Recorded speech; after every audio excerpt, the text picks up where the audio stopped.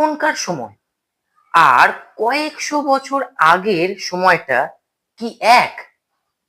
এখন যেমন আমরা সকাল থেকে রাত অবধি কি খাচ্ছি, কি ড্রেস পরছি, কোথায় যাচ্ছি সবই ক্যামেরা বন্দি করছি। কারণটা হচ্ছে এখন স্মার্টফোনের যুগ। এই পিকচারগুলোই তো হোয়াটসঅ্যাপ স্ট্যাটাস, ফেসবুক, ইনস্টাগ্রামে পোস্ট করতে হবে তো। কিন্তু একটা সময় ছিল ছবি কি জিনিস মানুষ জানতোই না।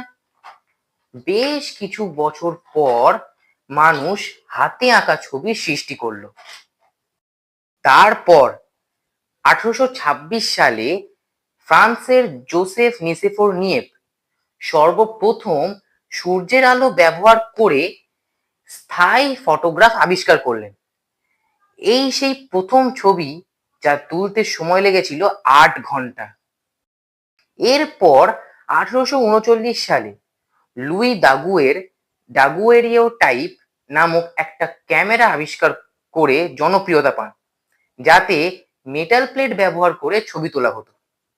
তারপর ধীরে ধীরে কাঁচের নেগেটিভ, রোল ফিল্ম, কাঁচের লেন্স ও সর্বশেষে ডিজিটাল ক্যামেরা আবিষ্কার হয়। আর আমি তো আপনাদেরকে আগেই বলেছি এখন স্মার্টফোনের যুগ, তাই প্রত্যেকটা মানুষের হাতেই ক্যামেরা, যেটি আমাদের সবসময়কার সঙ্গী, যেখানে মানুষ আশ্চর্য রকম ভাবে চিরদিনের জন্য প্রত্যেকটা মুহূর্ত ক্যামেরা বন্দি করার ক্ষমতা অর্জন করেছে।